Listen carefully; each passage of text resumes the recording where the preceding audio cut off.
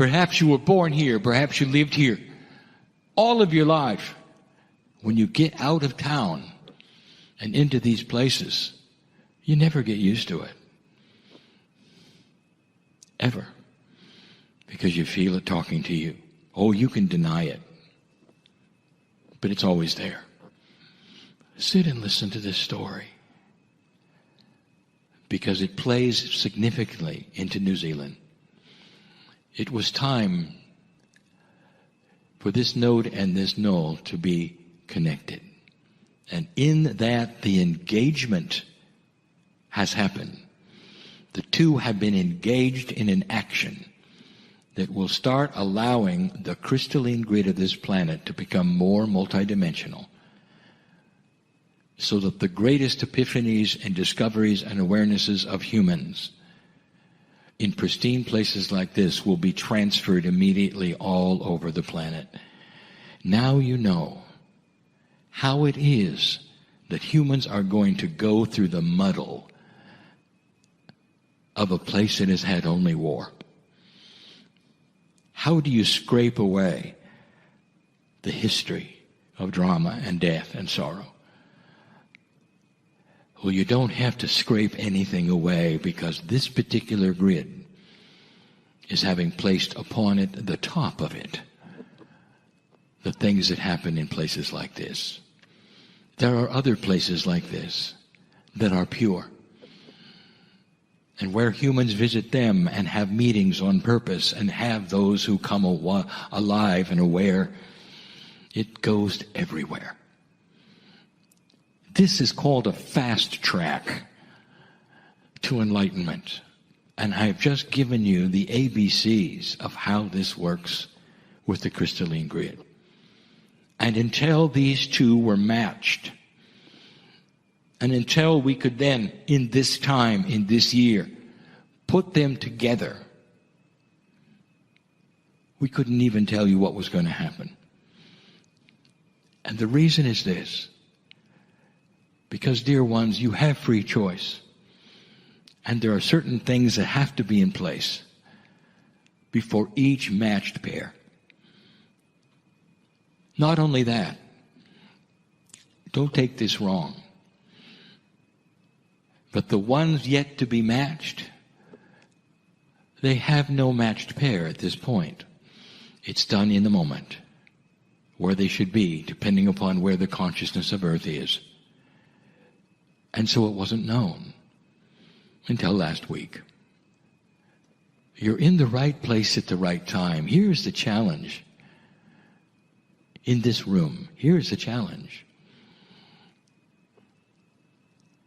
I want you to awaken fully, even more than you have.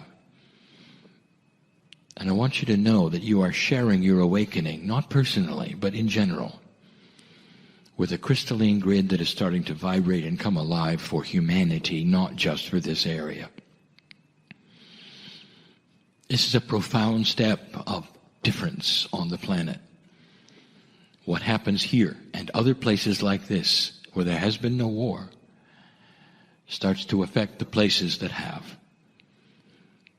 The prophecy of the eagle and the condor is the coming together of hemispheres.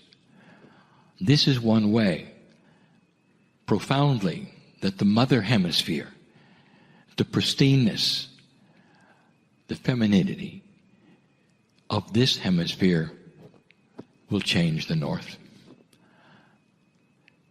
It is no accident that the null is in the north. The handshake is complete. The engagement begins now. And what happens now, and what happened at Wanaka, changes the planet. That is the message of today. Profound it is, the changes that are occurring. But I want you to know that this particular place you call New Zealand is playing a major role in it. My partner has been drawn here now 4 times. I will tell you something that is up to this point confidential. The first time he He came. He was uncomfortable. He became sick. He carries part of that even with him to this day. He came to the island before it was ready for him. He didn't want to come back because he was afraid it would happen again. But when he came back, he realized it embraced him. He fell in love with it. And part of that is the reason he sits here now. The human has to be involved in these things, not just the Creator. Everything that happens on this planet is human-driven. The channeling you hear is the human in a chair. The ears that hear it are humans who are receptive to it. The changes that will occur on the planet will come through human consciousness. Everything that we have put in place through that which is a Pleiadian or otherwise, or Gaia, responds to humans. Sit with me a moment and feel the love that has gone into this, or the synchronicity that you're alive today to know it and not destroyed in a world war. What happens now and today and this week will affect generations. But this is the land right now that will broadcast what happens to light workers all around the planet. Did you feel that? Your maturity, old soul, is going to be that which goes all over the planet. There are other places like this, but not exactly like this one. It's a wonderful story. It's a true story. It's one we are so proud to tell you. Spirit can be proud when it comes to love. One of the few things that pass untouched through the veil is laughter, joy, benevolence, compassion, and love. That's God in you. And we think of that which has been matched in the node and the null that is operating, the crystalline grid that is moving, that is changing your part in it, all of these things. It's all we can do to be still. There's an entourage in this room that wants to hug every one of you and say thank you for all that you have gone through, which has been difficult and old and ugly and dark, because you're coming into the light. That is why you're called a light worker. And it hasn't been easy. And it still isn't. Finally, there are those here who are also able right now to drop the old stuff. A beginning is at hand. We said at Wanaka, it's not a new beginning, it's a beginning. It is so different in a paradigm.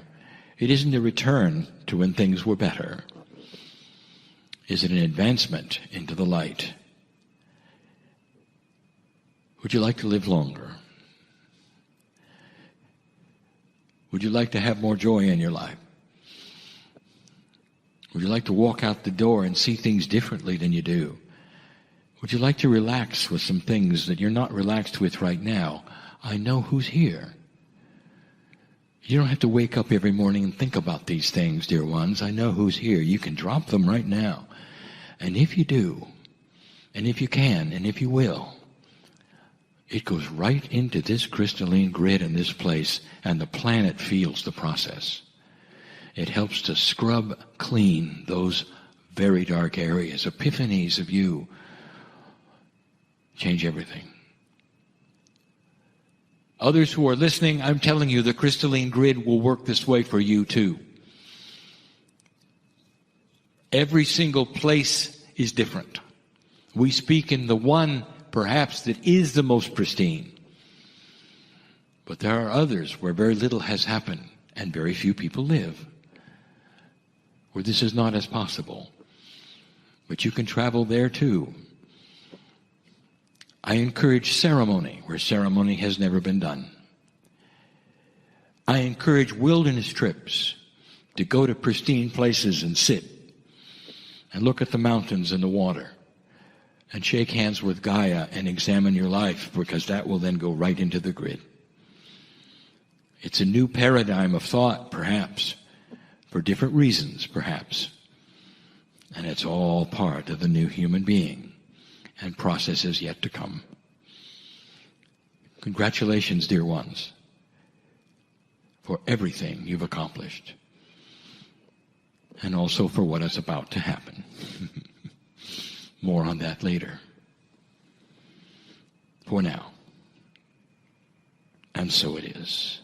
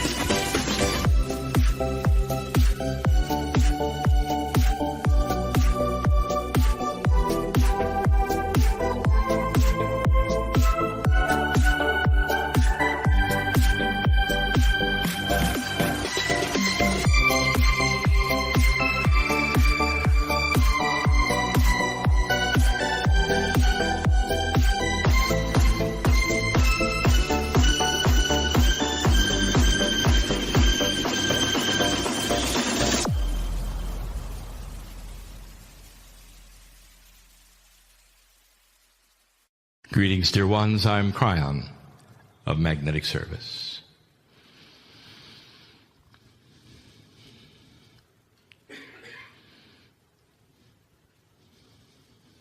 My partner has learned something over the years. The process he has, which you call channeling, is also his sweet spot. Regardless of what is happening around him in his life, the issues, the frustrations, the problems which he has, some of the same that you do, they all disappear. When he sits in front of Spirit in this way. This is available for all of you. And it's not called channeling. It's not even called meditation. You can do it with your eyes wide open even when you drive. This is a 24/7 relationship with what we call the house in the fog. We spoke yesterday about this elusive house in the fog that my partner found, that you have found as well. That so many of you listening to this have found. And it is a metaphor for the house which is yours with the many rooms. Not the house of a prophet or a belief system. Not the house that somebody told you was available for many and it's the same house. The reason it's in the fog is because you must discover it yourself with your intent. It does not show itself, dear ones. And this is by design. So that humanity, when it starts to move, will have done so on its own, by itself, with pure intent and discovery. Now, there are all manner of kinds of houses in the fog. One of them is integrity. In all kinds of things, without any spirituality, just a different way of thinking. But the one I want to continue talking about right now is that which we discussed yesterday. The house in the fog is you. The power of you, what's in the house, and what's different there. Let us back up. I told you yesterday that there was a time when my partner was pleased with everything he was. There was no reason to search for any more. And this suits much of human population and civilization. They're in the box we talked about this morning. Don't disturb them. They're working with it. It's happening. In my partner's case, he found the house in the fog, that is to say, the one that was hidden, because that which occurred to him pushed a button of curiosity. Is there more? Now, Spirit cannot show you the house, but it can push the button of curiosity over and over and over. Sometimes it's through synchronicity. You bring a friend to this meeting. They don't understand anything that's happening, but when they leave, they realize that perhaps there's a house in the fog someplace with their name on it. And it starts a process that they must then pursue. This is free choice. The metaphor is clear. You've got to want to go there. Most of you sitting here and even listening to my voice have done so. But now it gets good. There are many rooms in this house, and in an old energy, you have opened the door and explored so many of them.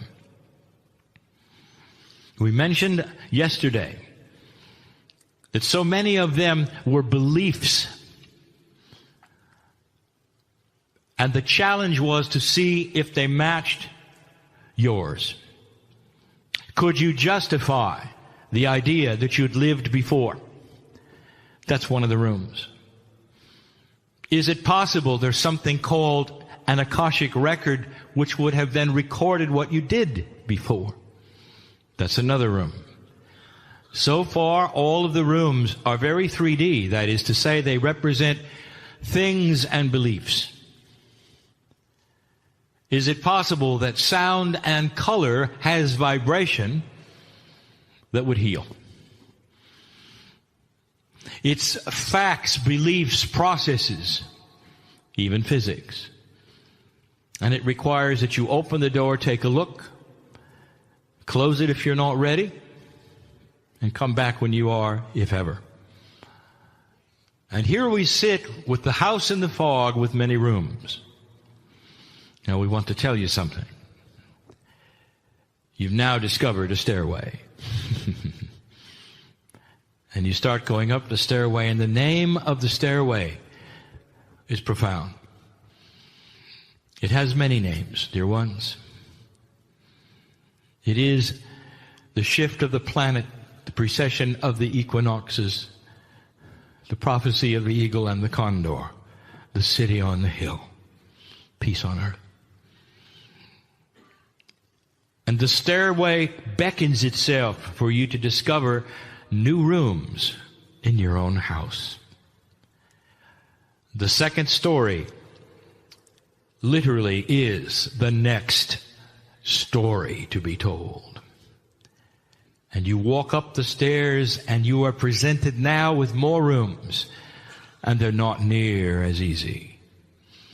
They present now a puzzle that deals with your inner core, that which is you, not necessarily something you want to believe in or you're curious about, but something that you have to work with that will change you forever.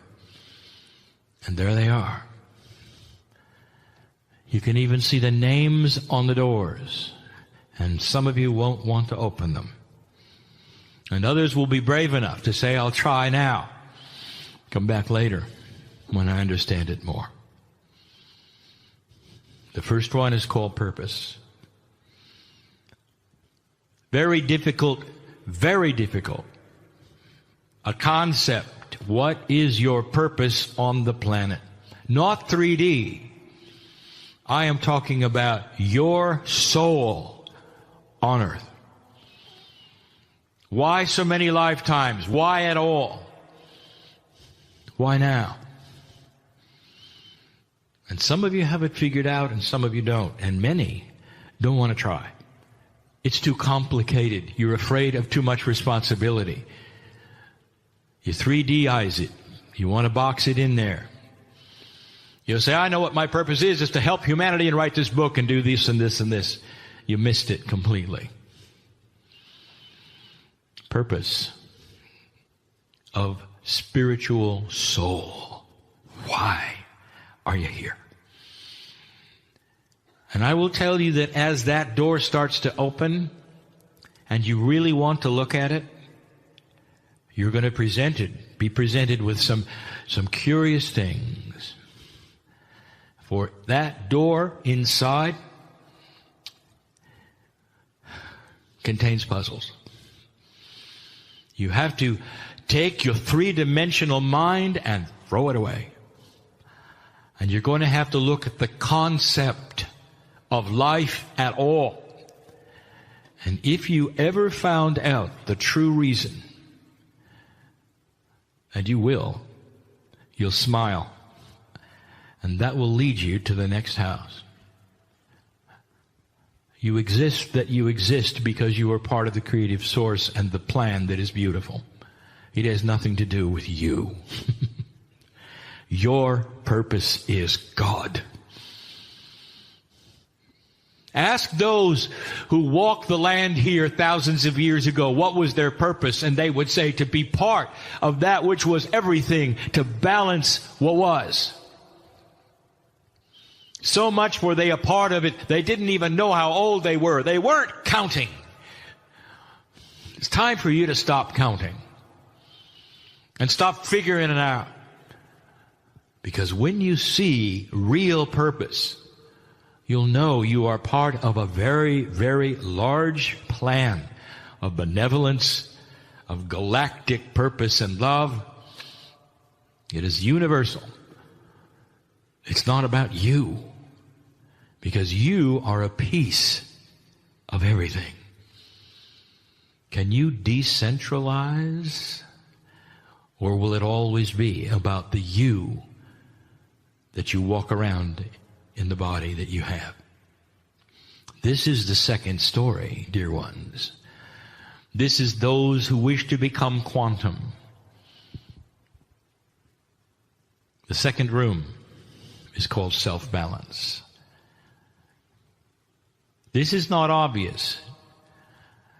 But dear ones, if you accomplish the first one, and you have a far larger sense of why and who and purpose, you're going to start relaxing and realize that the things that take place and happen to you are fleeting. And that although you may mark them as significant, you may be frustrated by them, even fear. If you pass the first room, you'll also know that you will recover in whatever that means, because you are forever and you are self-balancing. Inside you is the master healer, the master psychologist, the channeler. All of those things, because you are part of the plan of God. You are self-balancing. If you are in the depths of despair, in the closet, a victim of all things in your mind, it's only a matter of time when that'll go away. The wise human will know that, and when they're in the depths of despair, will find something to keep them busy. Because time will take care of it, and you'll know it. Can you imagine? Can you imagine, no matter how you feel, no matter how angry or frustrated you are, if you knew there was the light coming, and all you had to do was wait, you would act differently instead of scrambling for solutions and survival. It's a different way of thinking, isn't it? A whole different concept. Room number 3. If you would get past the first 2 rooms, number 3 has a sign on it that says completeness. You are complete.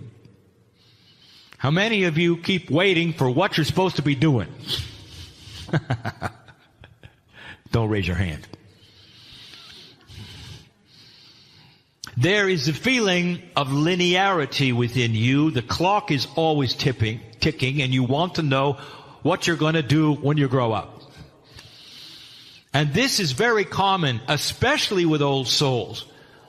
Especially because you see at some level the power that you have. And you're never complete. You're never complete. When you go to bed at night and you think about who you are and where you are and what's going on, can you honestly say, I am that I am. I am complete with myself. If nothing ever happens past here, it's beautiful. Thank you, God. And I will tell you that most light workers don't think that way. What about the incomplete project that's going to make the difference, or where you're about to go, or the next level, or those kinds of things? It's a human bias of time and also of what we will call bias of hierarchy. You're always reaching to the next rung to be higher than you are today, with the idea that a higher vibration is going to make you better and those around you better, not realizing you're complete. You're complete. Now, you may do many things in linearity, but you're complete. God sees you as complete. Why can't you? There's a difference here. Very difficult, very subtle to understand when you say there's things that I must accomplish and do. Oh, how human of you. Not when you're spiritually whole and complete.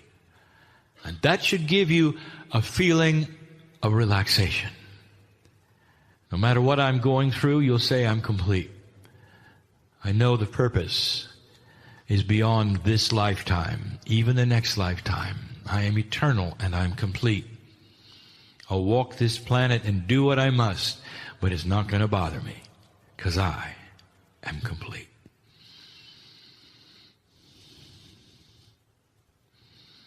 Can you have peace with yourself? This is also very difficult. Those who have passed the first doors and are complete have total peace with themselves. And you may be in a situation where you're not finished and you know you're not finished, or you're frustrated because things around you are not moving. In fact, you feel like you're never settled. The biggest challenge: can you be at peace with yourself anyway? The new normal is this way. It pushes and pulls you with an old energy that tells you you are incomplete, you're not worthy,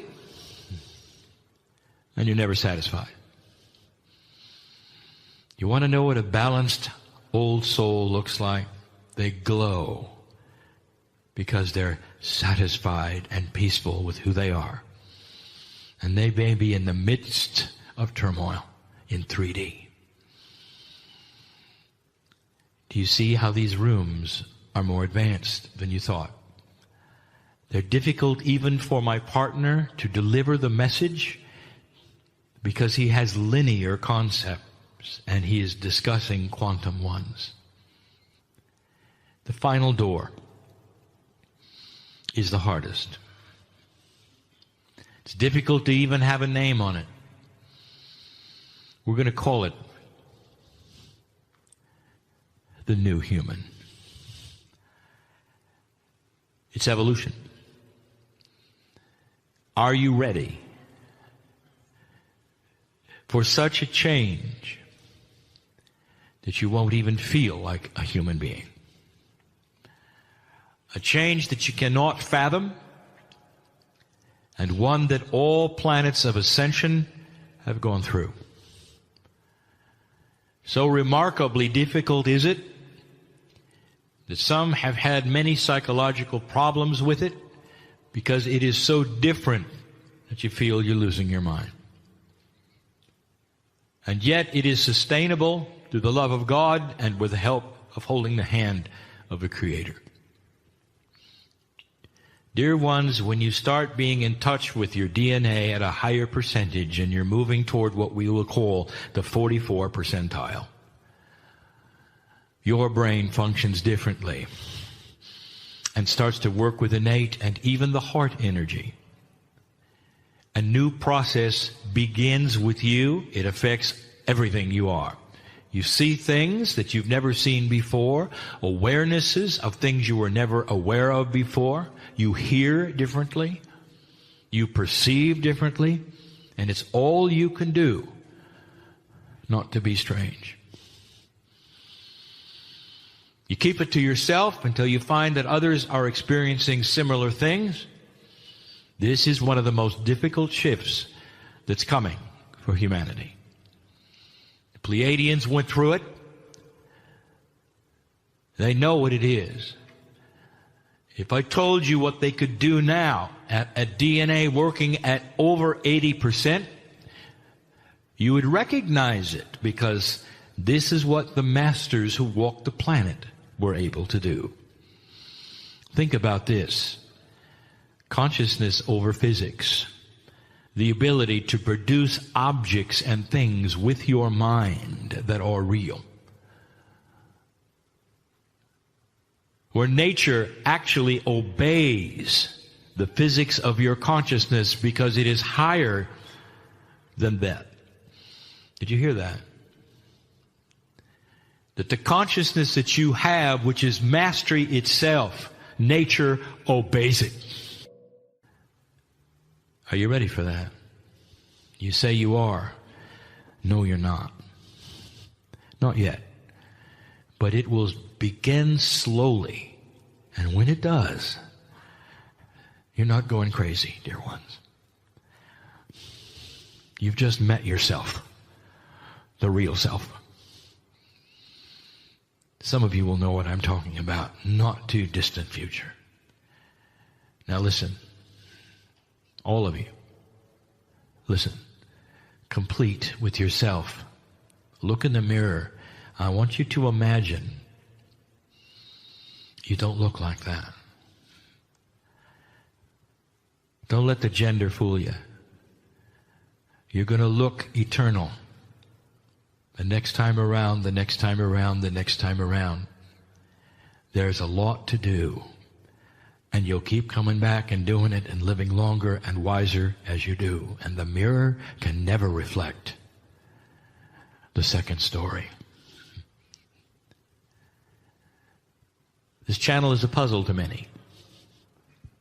But it had to be given on this land. The energy is correct for it. It's why some of you came. And you'll want to hear it again. Like all of the others, this channel is given in love and benevolence to those who have passed the marker. We've seen this before, and it is exciting. Be complete. Breathe. Relax. And know that all is well. And so it is. So it is. So it is. Hi, everybody. I'm Lee Carroll. I am the original channel of Kryon. So let's do a little meditation and get ready for the channels.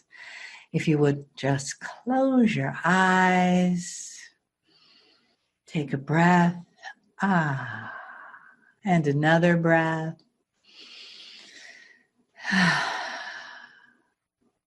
And now is the perfect time to let your shoulders relax and the back of your neck and your face.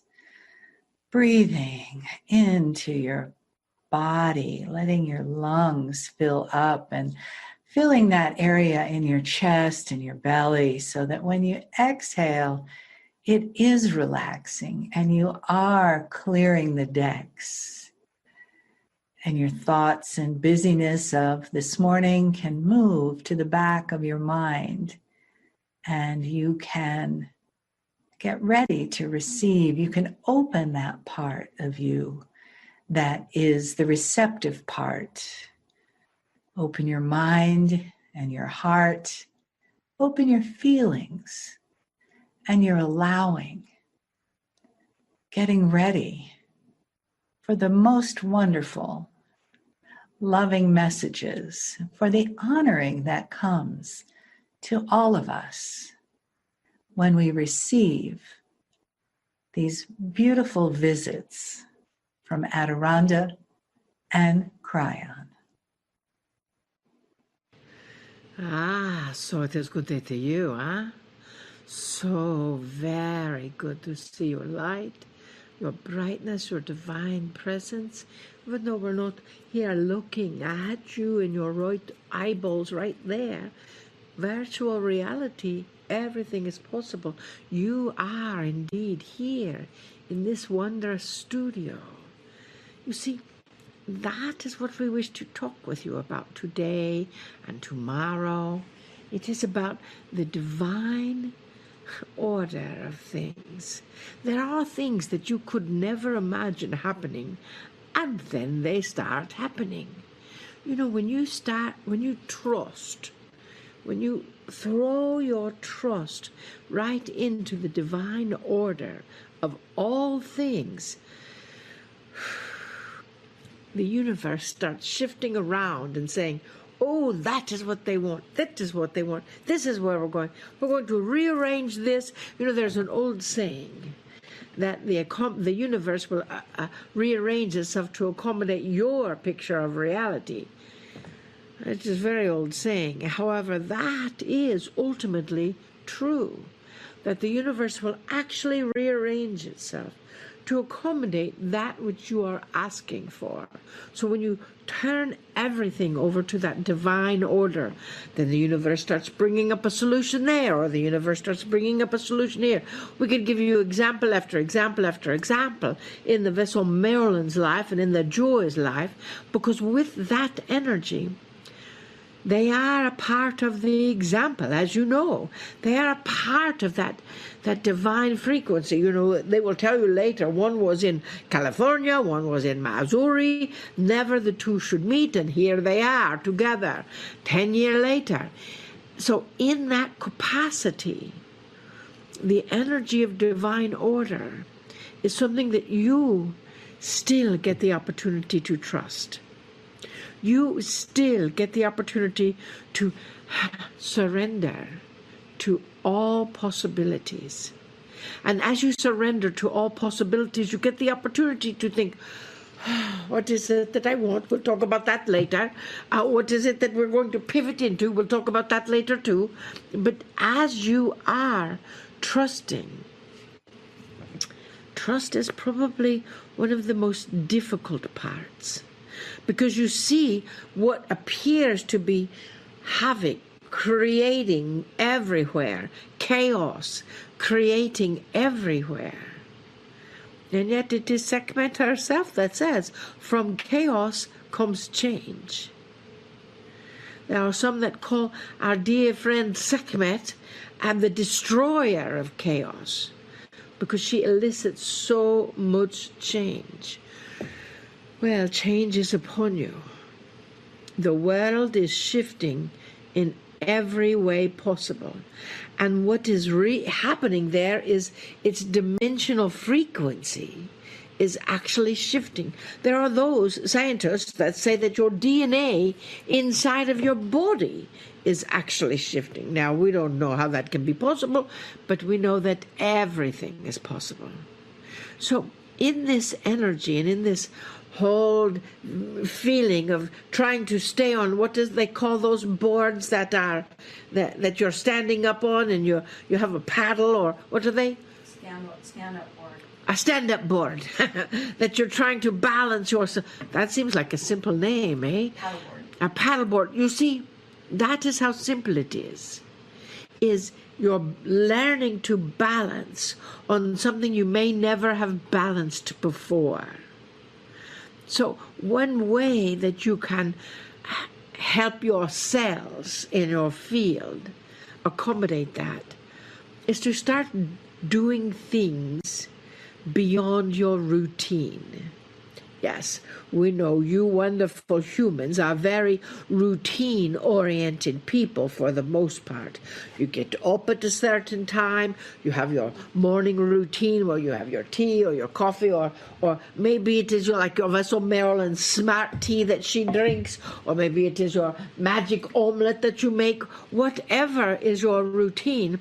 So to help your cells accommodate this new frequency, we're going to ask you to change your routine. Shift your consciousness. It can be as simple or as complicated as you wish. Sometimes even changing your routine to eat with your non-dominant hand is enough to shift things around in the cells of your body. Sometimes it is about getting dressed in a different order. Do you know that when you dress yourself, and we know that you probably do at this point in your life, that you do the same thing in the same capacity? We were talking to our Vessel Marilyn this morning, and we said, dress yourself in a different order. Well, as she was putting on her pants, she does not want us to tell you this, just to let you know. As she was putting on her pants, she nearly fell over because she was not used to the different order of the pant leg going into one leg. She's saying, do not talk about this. But you see, that is important for you to know and understand, that just by shifting your conscious routine, your cells will start getting prepared for something new. They are prepared for something new. They were preparing for something new in April, and then everyone locked in and everyone stayed home. So now you are venturing out just a bit. And your cells are still saying, oh no, we liked the quietness over here. We liked that into lockdown, huh? because you got used to that. Now, you're going to get used to something new. Yes, take a deep breath. As you get used to this aspect that is the new normal, the new human, the new frequency, it is power-filled. That is why we want you to prepare the way by doing things outside of your regular routine, outside of your regular frequency. What would happen if you actually got into the car on the opposite side of the car and tried to crawl over the console? Maybe that's not such a good idea. You might knock things over. However, look at your routine into how you cook, how you eat, how you walk, how you talk, how you connect with others, and see what part of that you can start changing. What part of that you can start shifting so your cells are preparing for the new routine that is coming. So yes, there is more newness coming. We have told you, our dear friend Kryon has told you, there's more newness coming your way. And you get the opportunity to trust that it is still divine order and process. It is still a part of that divine frequency that is you. Dearest beings of light, we love the magnificence of you. We honor you. And we bid you namaste. Greetings, dear ones. I'm Kryon of Magnetic Service. I would like to do a series of 4 channels, as I often have been doing. Not all of the meetings that my partner puts together would lend itself to this kind of thing. An examination of one subject that would allow multiple parts instead of one simple short channel. And this one is going to be what I call germane to the situation of now. If those which would tune in later to this did not look at that which was the date, they wouldn't necessarily understand what we're doing. You are in the middle of what some has called wave number 2 in your country, of that which you have then called the lockdown. Perhaps not as locked as the first one, but still. The time when you cannot do the things you normally do, the time when you're required to wear things you would not normally wear, not go out and celebrate, perhaps not even go to work. These are difficult times, and they take their toll. I would like to title these particular channels, Finding Joy in the Midst of Chaos. Finding Joy in the midst of chaos. I cannot underestimate the healing power of joy. I did a channel recently talking about some of the profundities and the influences that are on the human being by certain emotions and actions and things. And joy was one of them. And now I want to continue on that. I want to give you some information probably you didn't even know.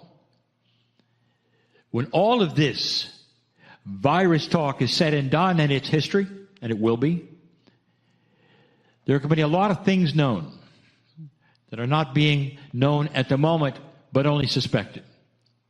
And I'll tell you what one of them is. Health workers, hospitals, those who deal with unhealthy people are going to show in their graphs and charts of numbers the uptick, as they're going to call it, of other diseases during your virus.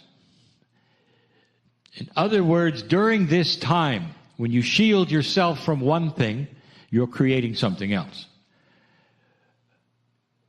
And that something else is being created because your chemistry reacts to it. Your chemistry in your body, which is tuned to your consciousness in such a profound way, reacts to anxiety and fear, stress, unhappiness, and you know I'm right. It's an invitation for other diseases to come in because your immune system is beat up, if you want to call it that, when you don't feel right, when you're fear, when you're anxiety, when you're worried and unhappy. That's what goes on. And so you might say that old adage you've heard where laughter is the best medicine is true. It is true. And physicians hearing this will agree and nod their heads and say, we have seen this.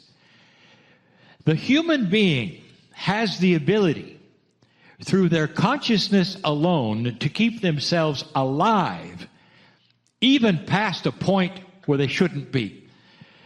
I point this out and have before. Ask a surgeon. They'll tell you that there are so many instances where a grandmother or a grandfather will want to see how an operation on their grandchildren will occur and will wait months until it happens, until they come out of it, and then they'll pass away almost the next day. Ask those in society, psychologists, how that same thing will happen, especially with grandparents, keeping themselves alive until the graduation happens of their grandchildren. And then they pass. That's the kind of control you have.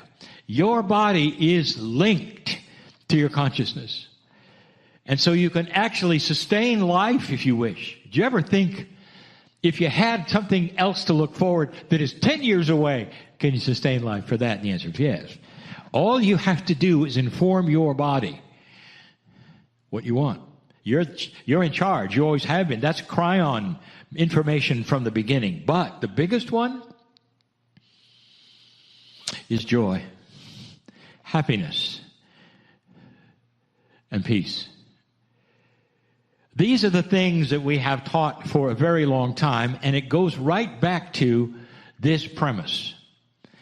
Every single human being has the ability to create a remembrance of joy in their countenance that has happened in their past, it's in their mind and in that synapse of their brain, pull it forward, paste it on themselves, and be joyful in the time of chaos. This is doable. It's not a trick. It has to come from your own consciousness of desire. You have to cognize what I'm saying. Cognize it. You have to believe it. I've said this before, and I want to go back. Even if you've had a difficult childhood, dear ones, you remember that as a child, there was joy. Playing with that which were your friends or your toys or your animals. Or a time when you were so peaceful with yourself and laughed with yourself. Even if you've had a difficult childhood, those times still occurred. If you've had a good childhood, you know what I'm speaking of. If you had a childhood where your parents loved you dearly and helped you in every way they could, you know that that inner child of yours, alive then, is still with you because you remember it. Even if you were not mature yet, that inner child has a spark of remembrance that is pasted in your brain. There are some who reject it. There are some who have been taught that when you were a child, you thought as a child, and now that you're an adult, you don't think as a child anymore. Therefore, you're not supposed to be childlike ever. Now, there's truth in that. It's even scriptural. That you should now think as an adult in that you are more responsible now. But that doesn't mean you're not supposed to laugh as a child.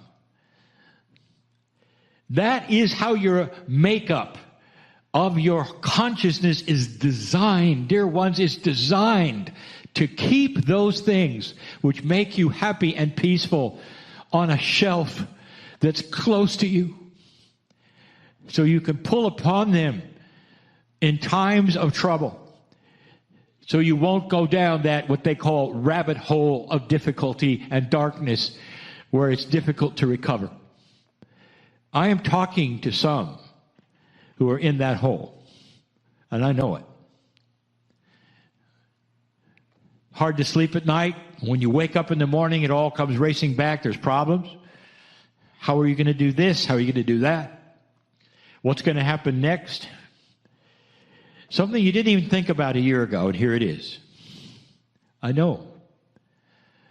There are tools, dear ones, built into you that can keep you peaceful and even joyful in these times. Imagine the ability to pull upon the memory and the emotions of you as a child at your happiest time. To be able to pull on it on purpose, consciously then paste it on yourself right now in order to get through these times without additional sickness, without the anxiety that you perhaps have at this moment. To add to this puzzle, there are also those who say those things shouldn't be done. They will say, anytime you would act childlike, it is an affront to your gender, especially men, who will say, this is no longer appropriate for my manhood. I will not giggle anymore. Well, if you've been around my partner much, you know he giggles a lot. Because he finds things that are funny, even that in times of trouble, for himself. He designs that, he knows where to go, and he knows how to do it. And he also knows that it's his salvation of health. And that's what I want to tell you about, and that's what I want to teach. There are those who've disengaged themselves from their inner child to such a degree that if you ask them about it, they'll say, oh yeah, I took my inner child and I buried it in the backyard a long time ago. So it's not going to come out, it's dead. And for them it is, because they killed it. Now it's not to say that they cannot resurrect it, because truly it's always there. But in their consciousness, their truth, they killed it. How about you? In all of these things that I'm speaking of, where are you in this department? When you wake up in the morning, how do you feel? Does the anxiety grip your heart as soon as you wake up and you worry all day? Well, if you do, I'll tell you, you're not alone, and that's why I'm giving this channel, dear ones. There's nothing wrong with that. It just doesn't need to be. You hear what I'm saying? So many of you right now listening to this, and those listening to this in the future, will relate to this in some way. I want to take these 4 channels and I want to talk about it in a loving way. I'll give you some very practical tools that are going to seem to be too simple or strange or crazy. And I'm going to do that in the next channel. I know you're going to be here because those listening to this will watch the entire program, and those who are listening to this later can find all of the channels in one place, as my partner has said, on his website, where he collects them, numbers them, makes sure that no one is left out. Dear ones, this is, I would say, the message of the day. I'm not going to be talking about profound things of the earth right now or the healing that is coming. I want to talk about the healing that's needed right now, so you stay healthy, so you can pull upon that joy that is there. And as I say, baked into your brain, it's there because you experienced it. You can't delete it. Even though you say you can and you want to, you can't. It's there, and if you want to recapture it, you can. Joy is the great healer of the human being. Laughter is the great healer of the human being. Your chemistry changes, your persona changes, and even that which you consider your outlook of the future will change, because it changes how you think. You remember when you were a child, sitting on the floor, perhaps playing, and you didn't have anything to worry about at all? Nothing. The only thing that you had to worry about is how long you had to play. And your mom would come in and say, well, put away your toys. And you said, oh, that's the worst thing that could ever happen. Let's rekindle that time when there was nothing to worry about. I'll be back with some tools, more discussion. And so it is. I invite you to close your eyes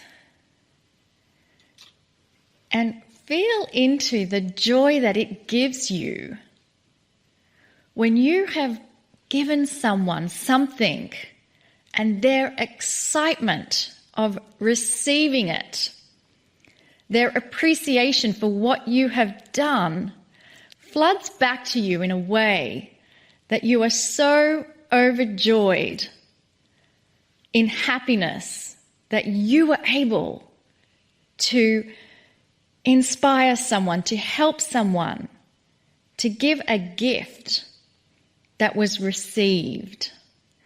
And with that energy of feeling into that appreciation and happiness and joy of what you were able to give to someone, I'm sure there is a memory of you giving someone a gift or a kindness or a smile or something, and the reciprocation of receiving that gift, that creates an energy.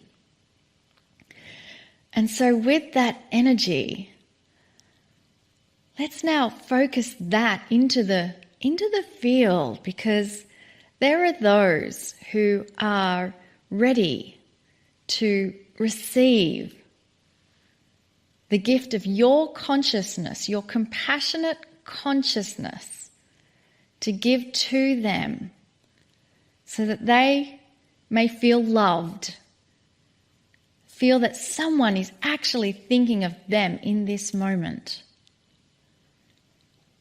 And so release that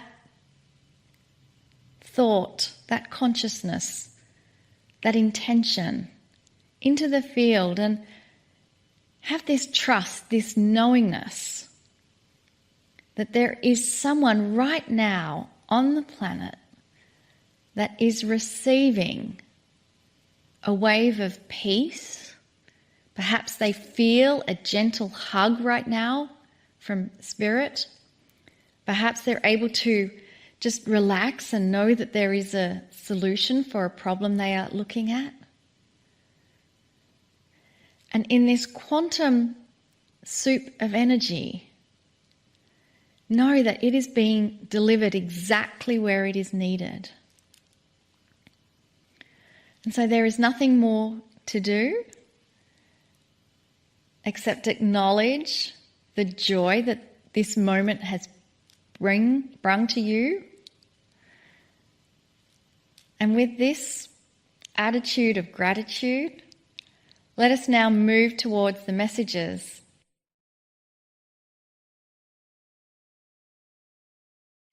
Greetings, dear ones. I am Kryon of Magnetic Service. This is the 4th channel of the month, and in this we complete this particular series of what I have loosely called timing. We have done many channels on timing before. The ones this month we have said is a drilling down for some specifics of things that we have discussed in general before. There are so many layers when it comes to that which you call timing. The irony of that is that when you get to the other side of the veil, time is not what it is for you. Time is in a circle for us. And the circle becomes smaller and smaller until it becomes a dot, you might say. And though it still exists in some way, all time is in the now. So whereas you see it as a long, straight train track, and the train is you, you see a past, and you see a present, and you see a future. But let me ask you something. If that train that you see, that used to be in the past, and is traveling right now, and is going to the future, if you see that in your mind as a straight track, would you be aware that there is no now, because that train of yours is always moving from the past to the future? It never stops.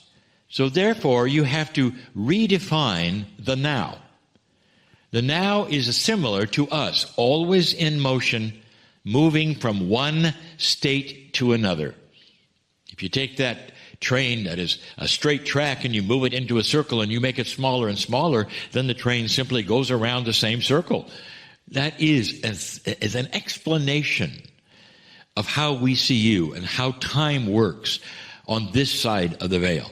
There is really no time. We see what you think is the past, and because it is in your Akash, you're using it, and therefore it is in the now. Are you going to use that for the future?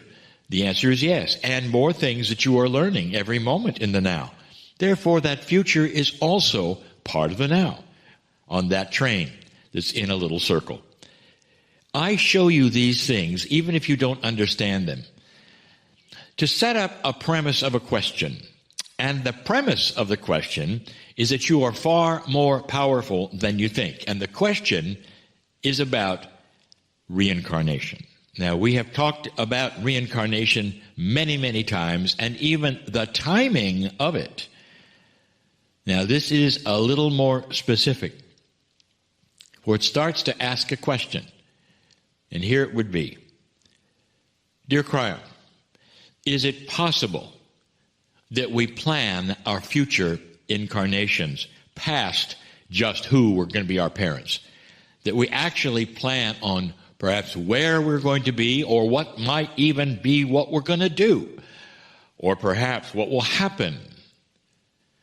Now you get into some very interesting esoteric questions. You have free choice.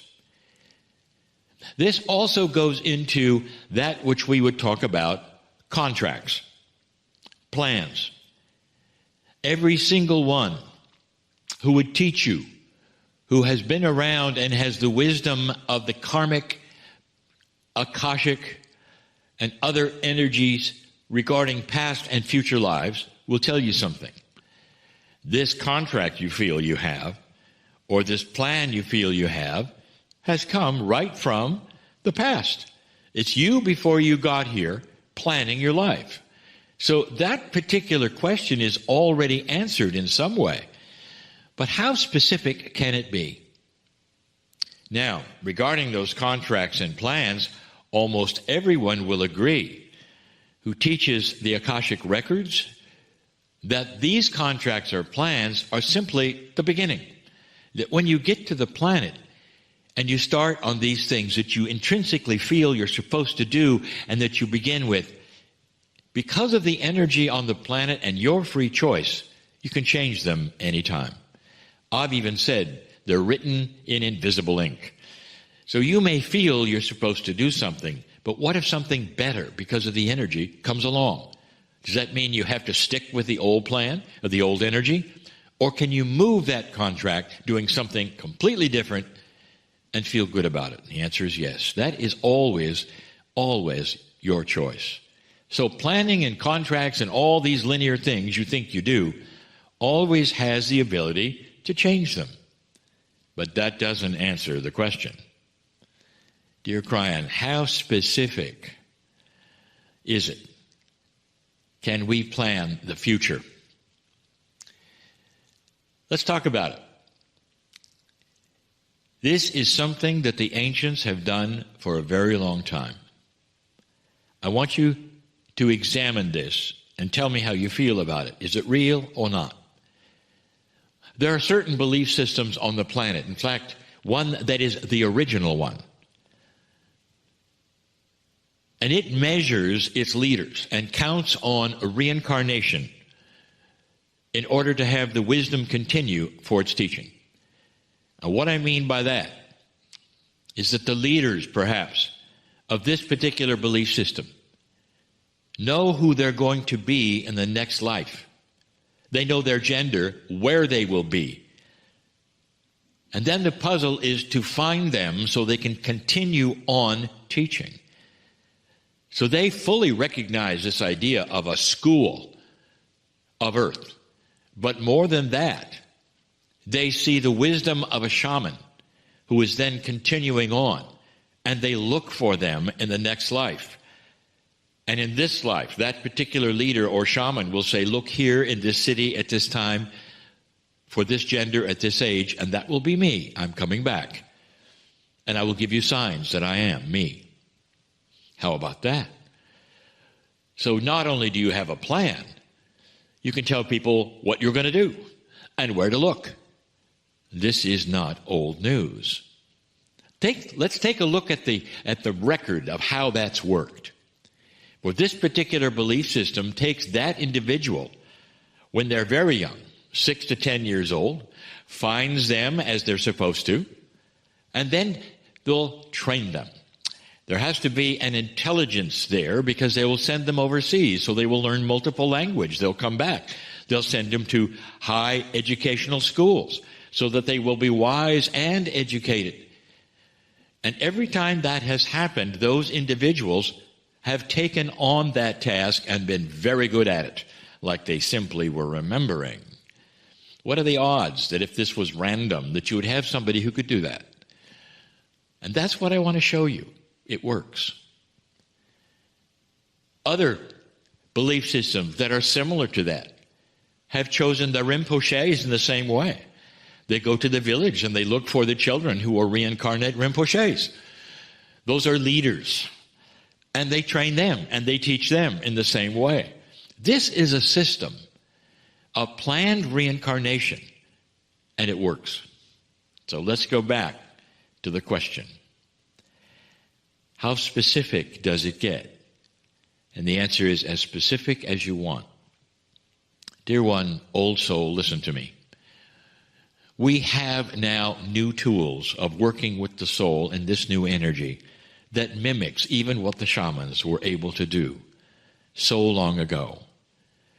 I would like to tell you that your intuition right now, as you live here, may very well come alive with what you may do next. And what happens to you this time, when you go to the other side of the veil, will then temper what you do the next time. It's starting to be a lot clearer for many who say, I'm going to come back and I want to be in this culture or that culture, I want to do this and that. And that goes into the field, into that Akashic planning. It's almost like you are, again, giving a menu to what you will do next time. The gender you will be, where you will be, and what you might accomplish. And it could even be continuing what you're doing now. There have been so many cases where those creatives have done this, especially those in music, where they will come back into the planet and continue where they were. And someone will look at their work and their compositions and say, that looks a lot like an old master. You have the same phrases, you're working the same way. And they may wink at you and say, well, that's how I feel too. Great artists will come back and continue being great artists. Some will paint in the same way they painted before. This has always been the case. Some energies, especially those of creative ones and love, compassion, carry on to the next. Sometimes shamans will come back as shamans. It's more than that. Can you, as you sit there today, understand and think about the continuation after you're gone? What a concept. There are those who will roll their eyes and say, well, Kryon, now you've gone a little too far. And I will tell you, just look at what has already been accomplished and what has already been done for hundreds of years in those places that do them and believe in them. That is also your gift. Now, in the circle of 12 tonight, I'm going to go further, much further, and I'm going to ask a question. Can you see the future of your own incarnation next time, and what you might do, and what your task might be? Not the one you plan. Can you actually see yourself doing it? That would then perhaps even void out, can you control the future or not?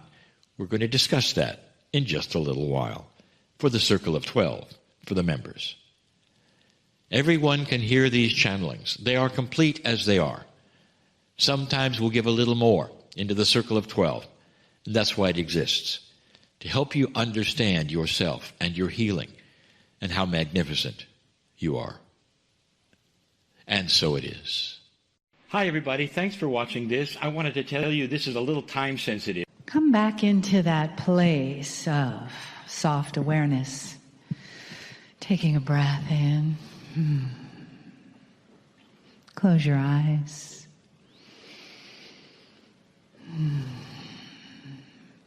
And perhaps with that sound current still vibrating inside you, you feel yourself as the relative of the blue whale, as the record keeper. Breathing softly and deeply into your heart. Thanking your ancient old soul, Akash, for the music, for the vibration, for the opportunity right here, right now, today, to dive more deeply into your own consciousness, into that beautiful place where there is oneness for you. Keeping that oneness inside your heart. Hoping and waiting is not anything you have to do anymore. Being. Begin the being in this new beginning of 2020. As you give yourself this year, this opportunity for your beingness to come into a clear focus, a time of awareness when you honor who you are becoming, and all that is available for you.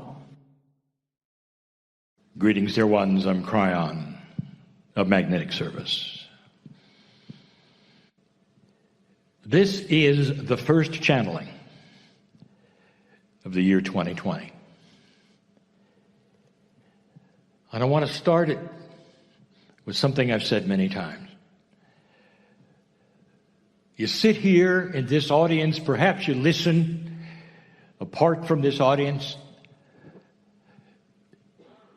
and I want to repeat the premise of the channeling, of the reason my partner sits in this chair, and what it's all about. Because the information this year is pointed and profound more than normal, because you are moving into new energies that have already started occurring right here. There is a creator,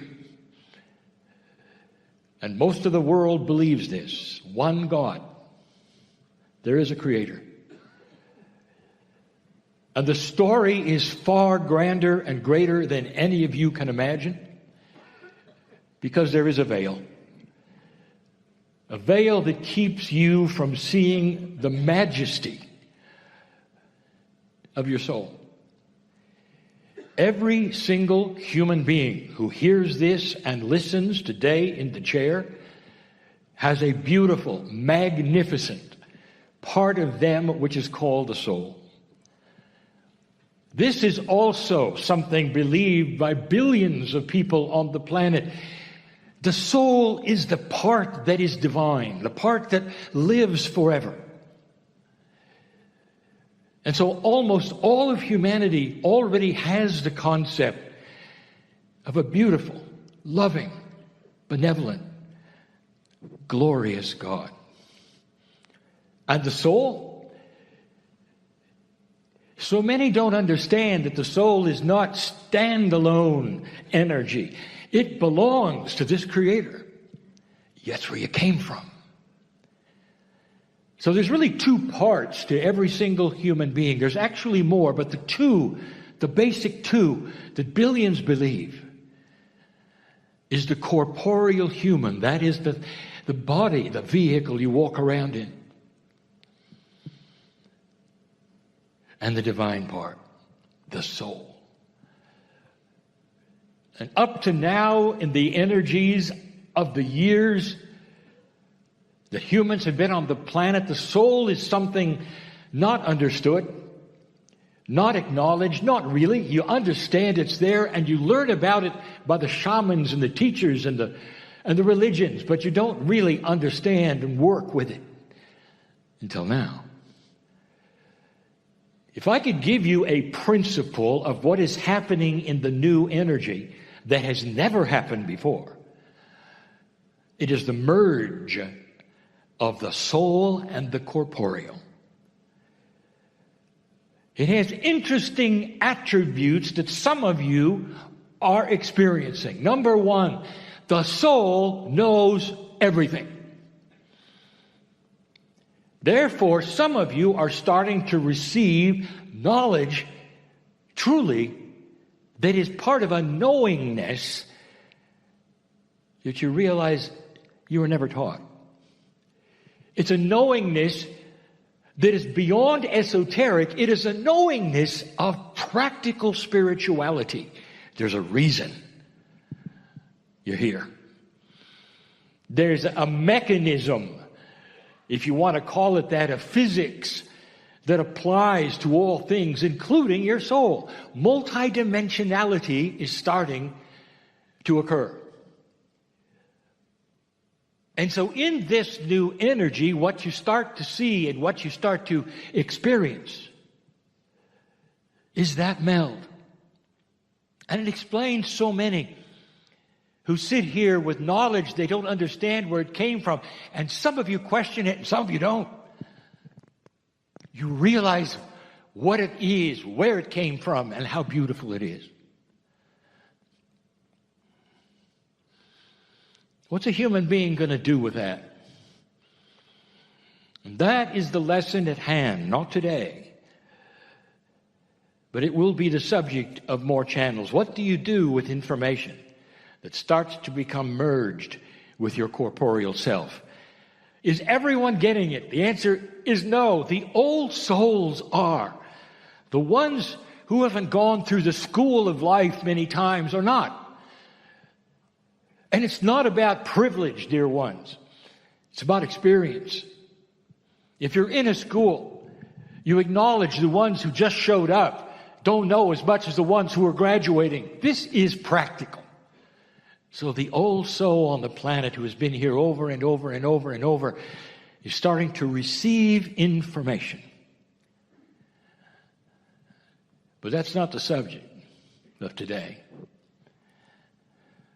This beautiful, benevolent God of yours, the one that you share consciousness with. Are you ready for that?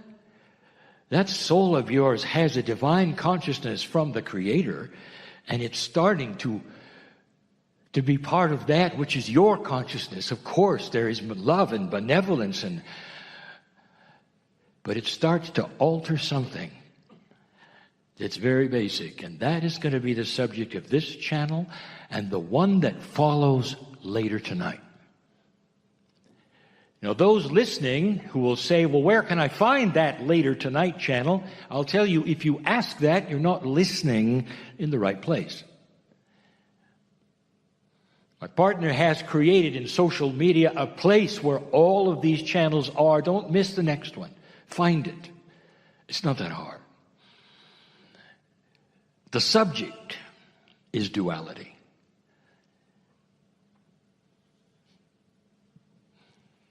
The number of the year should have given you a clue. It's a master number, dear ones. In certain kinds of numerology, the 0 is treated with a value. In Tibetan, it is not. So the year 2020 becomes the number 22. It's a master number. And it really starts to stand for something you have no idea or concept of, called cosmic law. You know it as duality. So this channel is going to revisit duality. But in this energy, dear ones, I got to call it like it is.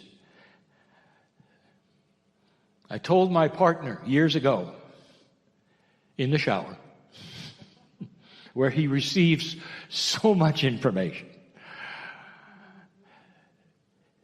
He said to me, I don't want to channel if I'm a fool. If I come across as a fool, who's going to believe it?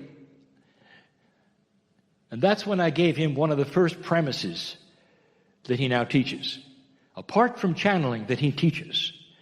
And that is this, that the spirituality is not esoteric. It must be real. It must be practical. It must work. Therefore, you don't have something that you simply float around and hope it works. Or you become part of a very isolated group of people nobody wants to talk to because you're just too strange. Instead, it must be grounding and practical and real. And that, my friends, is benevolence and love and compassion. All of those things. Every mother understands those things. That's real.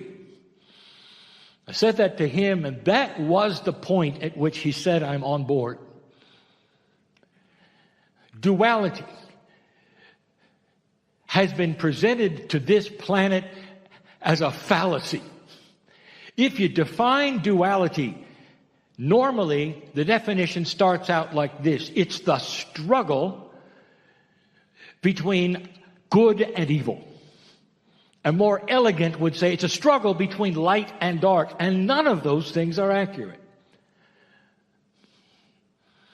Duality was presented to you and given to you as a gift, and it's a beautiful gift of free choice to determine your own path, dear ones, where your consciousness will take you and go.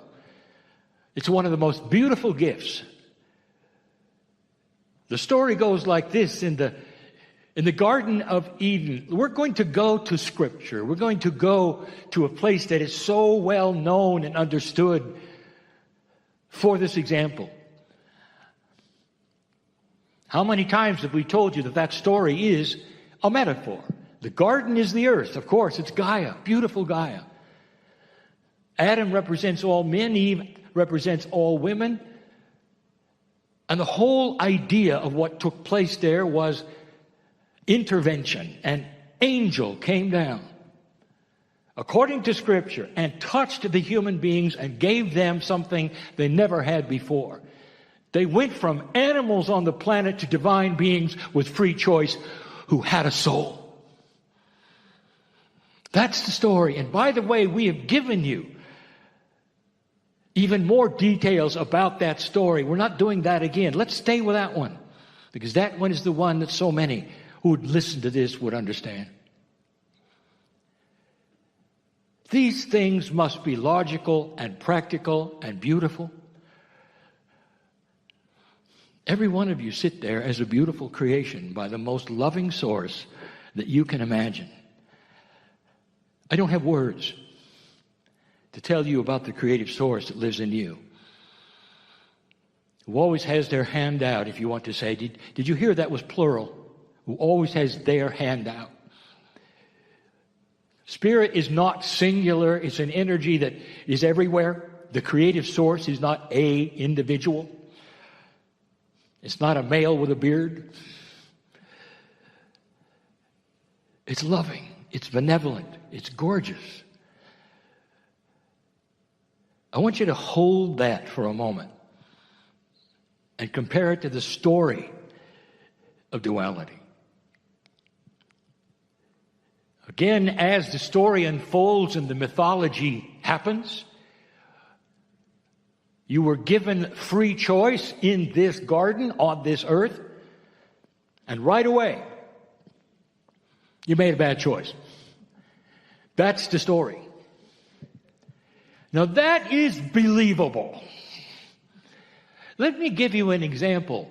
Mother, Dad, you have some children in a room and they're just growing up and you're giving the option of a salad or a chocolate bar.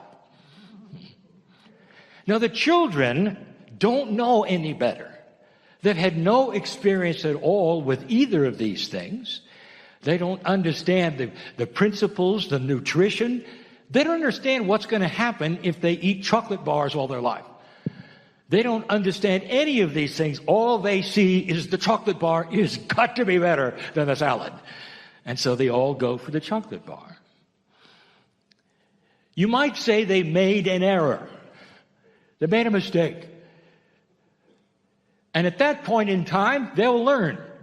Because sooner or later, they'll get sick on the chocolate and turn to the salad. And there's even been evidence in scientific research of children doing just that. But the premise is this: you don't know any better. And when you're given new things and new paradigms and given choices in those things, you don't always then go for the best choice simply because it sits there. The angels came down and gave humanity free choice to do whatever they wanted to, and all that was there was presented for them, the salads and the chocolate bars. And they made a mistake. What do you do with a child who makes that mistake? In that room with the children? Well, if you follow the mythology of spirituality, all of the children are now punished. Not only that, their ancestors are punished. Not only that, that chocolate decision is going to last thousands of years and you're going to be tortured for it. That is the prevailing philosophy of the chocolate and the salad. Billions of people right now perceive God with a stick. God with a stick. Dear ones, that's not the God in you. The creative story has a mistake being made and you're punished forever for it. Does that sound practical, reasonable? Does it sound like what a divine God would do? Would you do it with your children? And how that then became the mythology of today's belief is understandable because of the energy that has prevailed until this time. There was nothing better, really. Old souls start to wake up. This channeling is not meant to make anyone wrong. It's meant to awaken an explosion to spiritual logic. That soul of yours is magnificent, and so are you. Don't let anyone tell you you were born dirty. That is mythology. And it's a mythology that makes no sense at all to a God that is beautiful, who created you in the image of love. All of you, created in her image, the image of love, not the image of punishment or torture. Even today, billions believe that when they die, they'll go meet an angel. And if you don't come up to some standard, that angel is going to send you to a place that was prepared by a fallen angel because of a war in heaven. Does it get any worse than this? This is the children's story of the age, dear ones. This is Kryon getting practical, telling it like it is. It doesn't make sense. That love which so many religions feel of the love of God is totally and completely accurate. Now erase the part of the punishment, of the torture, of the evil, of that which is a decision of watching you and deciding if you're good or bad. That's not free choice. God did not give you free choice and immediately judge you on your choice. I redefine duality because of what's next, what I'm talking about tonight. Duality is the beauty of having free choice of light and dark. Did I say struggle? Sometimes those free choices of light and dark will create struggle. And that is human nature at this moment in time before it starts to shift, that you always expect the worst. And it's in your verbiage. The struggle between light and dark is the old paradigm, the old words. It's not a struggle if you make the right decision. So duality right now starts to shift. This is the year of cosmic law. This is the year of duality. And that means you're going to start seeing light and dark exposed. But the exposition of it is not going to come necessarily from your news. It's going to come first with humanity, who see things that are not correct, and then it becomes news instead of the other way around. Let me ask you a question. Going back to the salad and the chocolate, let me ask you a question. What if Adam and Eve looking at the salad and the chocolate, this is a metaphor, without being blindfolded or simply choosing the one that smelled better, which they did, what if the salad came with a lineage of information, and so did the chocolate? What if they could appear and look at them and they weren't simply things on a plate, but somehow there was a knowingness of which one to go for? Welcome to 2020, because duality is going to start talking to you. This is the meld between that which is the corporeal consciousness, which is very limited to all things three-dimensional, that would always choose chocolate, or a multidimensional meld with that which has information even about the simplest things. How many of you are now discerning things differently as you look at situations? And you'll say, I'm not really aware of that. Oh, really? Why are you sitting here? You discern truth. And you know it when you hear it, don't you? Now that's in this meeting because it's an esoteric meeting.